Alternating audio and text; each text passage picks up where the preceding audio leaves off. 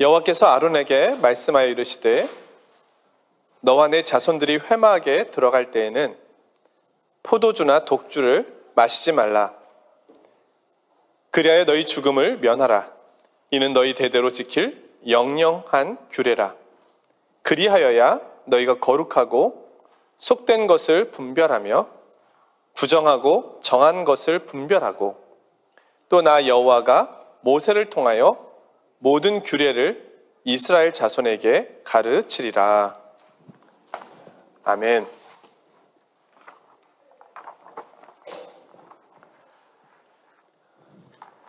저희 집 아이가 아는 사람의 부탁으로 고양이 한 마리를 데리고 왔습니다.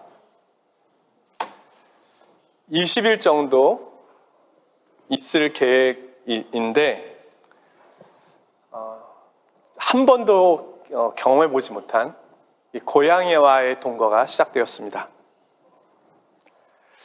고양이를 돌보는 것이 처음이라 가족 모두들 긴장을 하였습니다.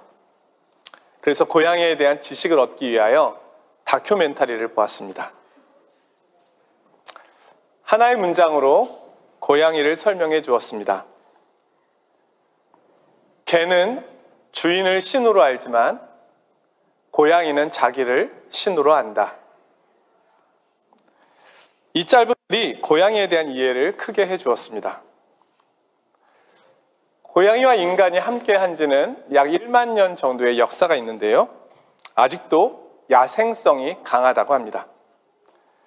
경계심도 너무 많아서 친해지기가 어렵습니다. 밥도 주고 배설물도 치워주고 놀아주고 그래도 어느 순간 물려고 달려듭니다. 오늘 아침에도 물렸습니다.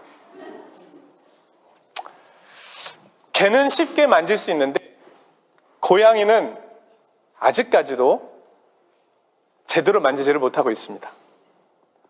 너무 도도합니다. 제가 일주일 동안 고양이를 키우면서 스스로 결론을 내렸는데요.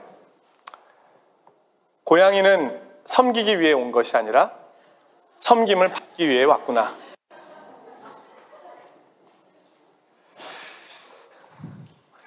이 고양이를 길들이기 어려운 모습을 보고 있자니 하나님 앞에서의 인간의 모습이 그려졌습니다. 우리도 하나님께 잘 잡히지 않습니다. 심지어 하나님에 대한 경계심도 있고 다가가려고 하지도 않습니다. 햇빛과 비를 주시고 모든 것을 공급해 주시지만 인간은 하나님을 수없이 물려고 합니다. 실제로 성자 예수님께서 이 땅에 오셨을 때 사람들은 그를 묻고 뜯고 그래서 십자가에 잔인하게 죽였습니다. 우리 인간에게는 죄의 야생성이 있습니다. 그래서 이 죄가 잘 다스려지지 않습니다. 이런 인간이 죄의 야생성을 먼저 버리고 하나님께로 간다는 것은 불가능합니다. 그래서 하나님께서 우리에게 찾아오십니다. 그럼으로써 자신에게 오는 길을 알려주십니다. 우리는 레위기를 통해서 인간이 하나님께 가는 그 길이 무엇인지 알게 되었습니다. 하나는 뭐죠? 거룩한 제사, 또 하나가 거룩한 삶. 이 두 가지가 다 충족되어야 합니다. 지난주에는 거룩한 제사에 대한 말씀을 보았습니다. 그리고 이제는 거룩한 삶에 대한 이야기를 보아야 하는데 이 거룩한 삶에 대한 이야기를 하기 전에 나오는 이야기가 있습니다. 그것은 제사장에 대한 이야기입니다.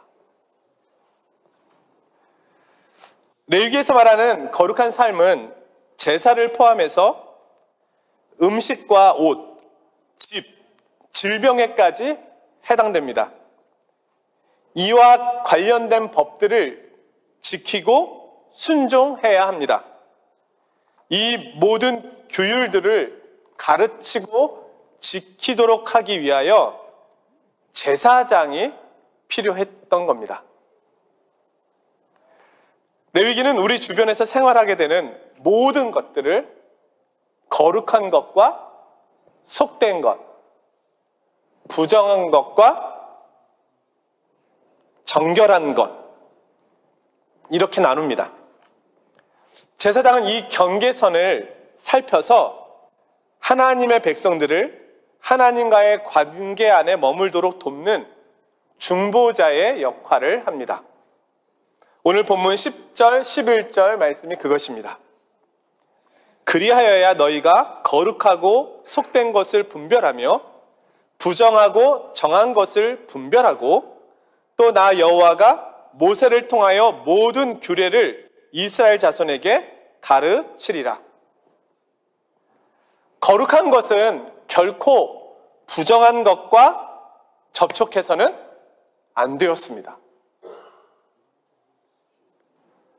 그리고 부정한 것이 거룩한 것과 접촉하기 위해서는 반드시 정함이라고 하는 정결 예식이 필요하였습니다. 이 일을 위해서 제사장이 거룩하게 구별되어야 했습니다. 자, 제사장은 포도주와 독주를 마시면 안 되었습니다. 이 규례는 왕에게 해당되는 규례인데 제사장에게도 요구되었습니다. 마치 왕 같은 제사장입니다. 제사장은 속된 백성과 거룩하신 하나님 사이를 중재할 수 있었습니다.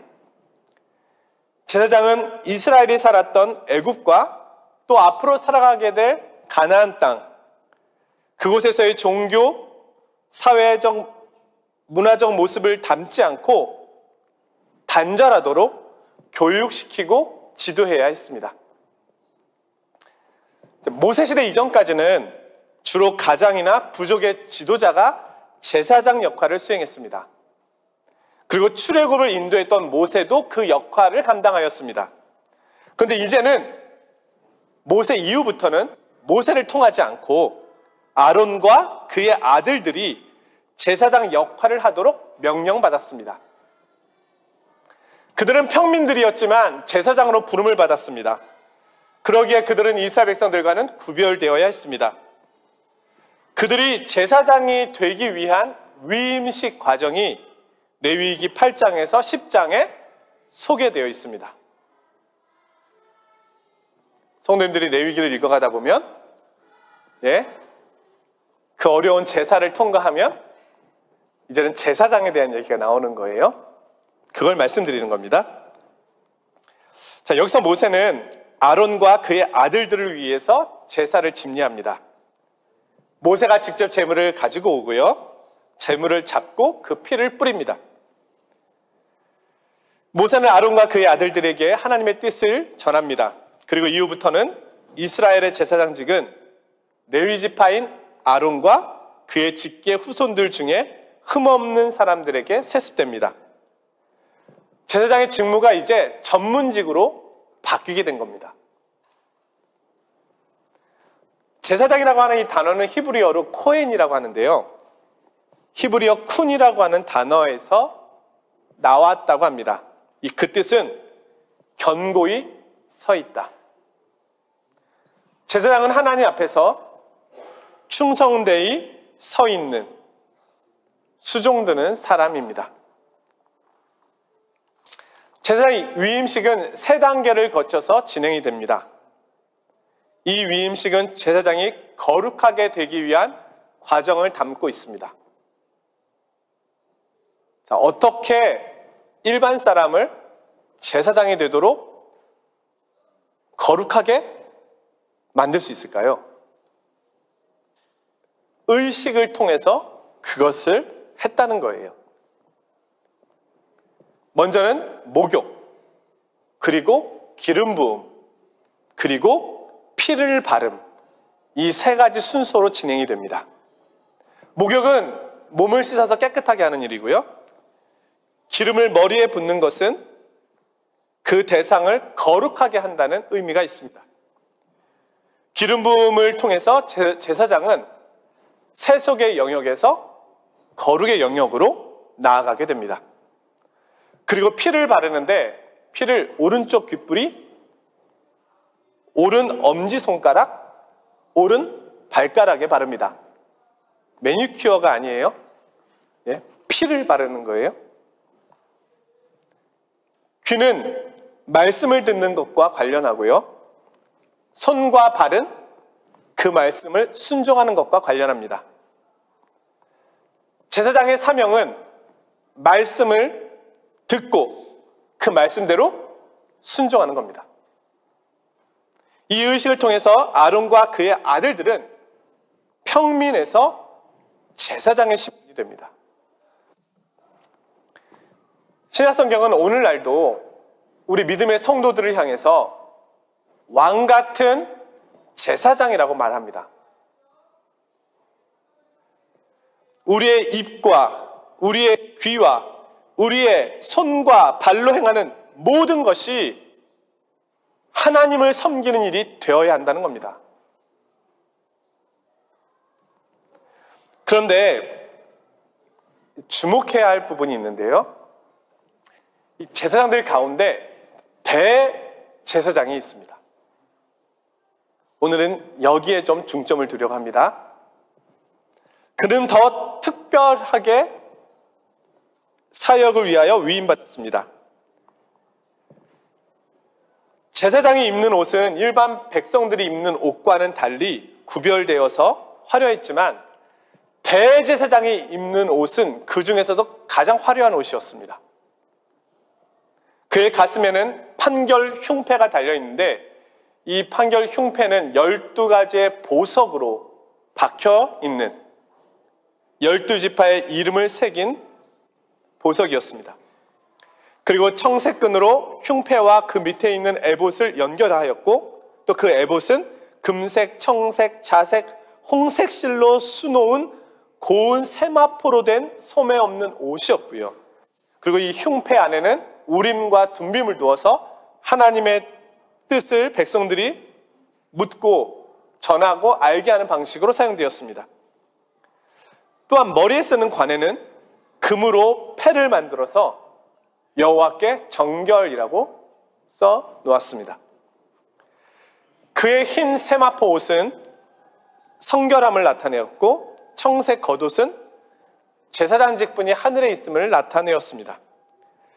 대제사장이 입은 옷은 너무 화려하였기 때문에 마치 왕의 의복을 연상케 하였습니다.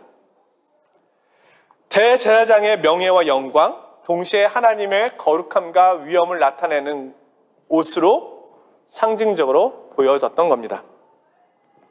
그런데 이 대제사장이 그 화려한 옷을 다 벗고 속옷처럼 보이는 세마포 옷 하나만 입고 백성들 앞에 설 때가 있습니다. 언제일까요? 대속죄일입니다. 그날은 대제사장이 이스라엘 백성들의 모든 죄를 들고 짊어지고 하나님 앞에 나아가는 날입니다. 그때 가장 위엄이 있었던 대제사장은 가장 초라한 옷을 입습니다.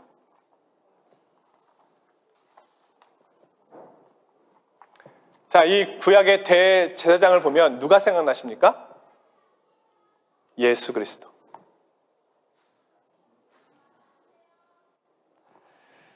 오늘 우리는 대제사장을 필요로 하지 않습니다. 성경은 이 직분도 예수 그리스도 안에서 성취되었음을 말씀합니다. 히브리서 4장 14절의 말씀인데요. 그러므로 우리에게 큰 대제사장이 있으니 승천하신 자 곧 하나님의 아들 예수이시라. 예수님께서 이 땅에서 하신 일이 대제사장의 사역이었음을 말씀해주고 있습니다. 예수님은 성자 하나님이십니다. 그런데 하나님 나라에서의 화려한 옷을 벗어던지시고 이 땅에 볼품없는 인간의 모습으로 오셨습니다. 온 인류의 죄를 짊어지시고 초라한 모습으로 십자가의 길로 나아가셨습니다. 히브리서 8장에서 예수님의 사역을 이렇게 설명하는데요.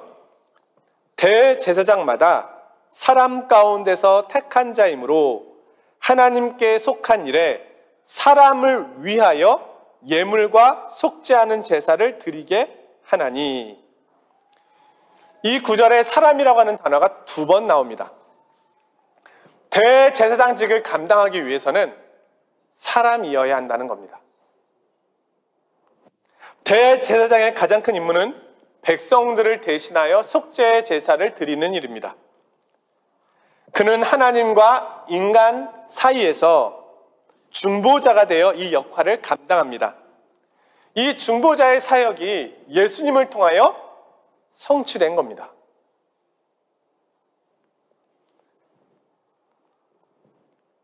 이 내용은 하나님의 아들이 왜 인간이 되셔야만 했는지를 보여줍니다. 그것은 우리 편에서 우리를 불쌍히 여기시고 가능성이 없는 죄의 야생성을 가진 우리를 용서하시기 위하여 그렇게 되신 겁니다. 빌립보서 2장 6절 7절의 말씀인데요. 그는 근본 하나님의 본체시나 하나님과 동등됨을 취할 것으로 여기지 아니하시고 오히려 자기를 비워 종의 형체를 가지사 사람들과 같이 되셨고. 예수님께서는 우리 편에서 인간이 되셨기에 이 땅에 계시는 동안 수많은 고통을 겪으셨습니다. 고통과 굶주림과 유혹이 있는 광야로 나가기도 하셨습니다. 예수님은 때로는 우셨고요, 때로는 아파하셨고 괴로워하기도 하셨습니다. 그리고 겟세마네 동산에서는 가장 큰 슬픔의 기도를 드리셨습니다. 그리고 십자가의 고난을 당하셨습니다. 가장 초라한 분이 되셨습니다. 성도 여러분, 우리가 고난 가운데서도 예수님의 이름을 부르고 위로를 받을 수 있는 이유는 예수님이 우리의 대제사장이 되시기 때문입니다. 그분은 우리의 연약함을 아십니다.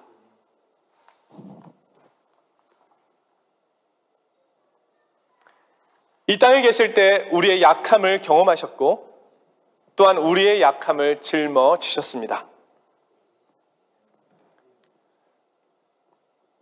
우리 유학생들은 예수님이 유학을 안 해보셨기 때문에 유학생의 마음을 모르실 거다 이렇게 생각할지도 모르지만, 예수님은 태어나자마자 애굽으로 도망치셔야만 됐고요, 하늘나라에서 이 땅으로 유학을 오신 분이십니다. 네, 누구보다 더 잘 아십니다. 그리스도께서는 우리의 죄의 무게도 알고 계십니다. 그러기에 주님께서는 우리의 죄를 짊어지시고 가신 겁니다. 그리고 그 죄를 해결하기 위하여 우리를 대표하여 대제사장으로 하늘의 성소로 들어가셨습니다. 인간 대제사장은 우리를 성소 안으로 끌고 갈 수 없습니다. 혼자만 지성소에 들어갈 수 있습니다. 그런데 대제사장이 되신 예수님은 우리를 끌고 하늘의 성소로 들어가십니다. 그래서 오늘 우리는 왕이신 예수 그리스도를 따라 하나님의 임재의 장소인 하늘의 성소로 나아갈 수 있게 된 것입니다. 그래서 베드로 사도는 우리의 변화된 신분을 그의 서신에서 이렇게 이야기하는 겁니다. 그러나 너희는 택하신 족속이요 왕같은 제사장들이요 거룩한 나라요 그의 소유가 된 백성이니. 우리가 왕 같은 제사장의 모습으로 그리스도를 따라 하늘 성소로 들어가는 겁니다. 사랑하는 성도 여러분, 제가 말씀을 준비하면서 새로운 사실을 하나 보게 되었습니다.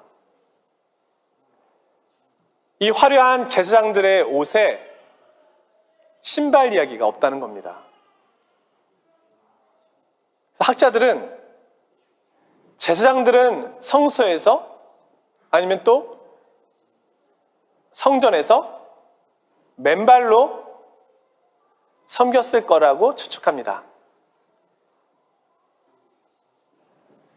신을 벗는다라고 하는 것은 여러 가지 의미가 있지만 그 가운데 하나는 자신의 권리와 주장을 내려놓는다는 의미가 있습니다. 아마도 제사장들은 이 땅에서 하나님께 자신의 권리와 주장을 내어드리고 하나님께서 맡겨주신 사역을 감당한 것입니다. 이 내용을 보고서 대제사장 되신 우리 주님의 십자가를 보았습니다. 주님의 십자가에도 주님의 발에도 신발은 보이지 않았습니다. 자신의 모든 권리를 하나님께 내어드리고 철저하게 하나님 말씀에 순종하신 대제사장의 사역을 감당하신 것입니다. 그의 맨발에는 못에 박혀 자신을 온전히 내어주신 그 흔적이 있는 것입니다. 오늘은 성탄 이브입니다. 예수님께서는 우리의 중보자가 되어주시기 위하여 이 땅에 오셨습니다. 화려한 옷을 벗으시고 초라한 죄인의 모습으로 대제사장의 역할을 감당하셨습니다. 우리를 하나님께로 인도하기 위하여 오셨습니다. 물로 세례를 받으셨고 성령으로 기름 부으심을 받으셨으며 십자가의 피로써 거룩한 제사장이 되셨습니다. 우리를 위하여 이 땅에 오신 예수님, 그분을 마음을 열고 기쁘게 맞이합시다. 그분의 사랑과 섬김에 영광을 올려드립시다. 전쟁과 죽음의 소문이 가득한 이 죄악의 땅에 용서의 왕, 구원의 왕, 평화의 왕으로 오신 주님을 증거합시다. 주님은 섬김을 받들여 오시지 않고 섬기기 위해 오셨습니다. 좋아요, 노엘. 제가 충청도 사람입니다. 저희 부모님이. 자, 주님께서 주시는 성탄의 기쁨과 은혜가 성도님들 위해 가득하시기를 주님의 이름으로 축원드립니다. 아멘. 기도하겠습니다. 거룩하신 하나님 아버지, 이 땅에 우리 주님께서 왜 인간으로 오셔야만 했는지, 왜 초라한 모습으로 오셔야만 했는지, 그분이 왜 십자가의 길을 가셔야만 했는지, 왜 그의 몸에 피뿌림이 있어야만 했는지를 보게 되었습니다. 하나님과 우리 편에서 가운데 서셔서 중보자가 되어주시기 위하여 주님께서 대제사장의 역할을 감당하신 것입니다. 오늘 우리는 대제사장이신 주님을 따라 왕같은 제사장의 모습으로 하늘의 성소로 나아갑니다. 하나님을 배우고 하나님을 예배하며 하나님의 이름을 높여드립니다. 주님, 아직도 이 세상에 하나님을 알지 못하고 하나님께로 가는 길을 알지 못하여 방황하는 많은 이들이 있습니다. 그들에게 대제사장 되신 예수님을 바르게 소개하고 바르게 증거하는 이 성탄의 계절이 되게 하옵소서. 예수 그리스도의 이름으로 기도드리옵나이다. 아멘.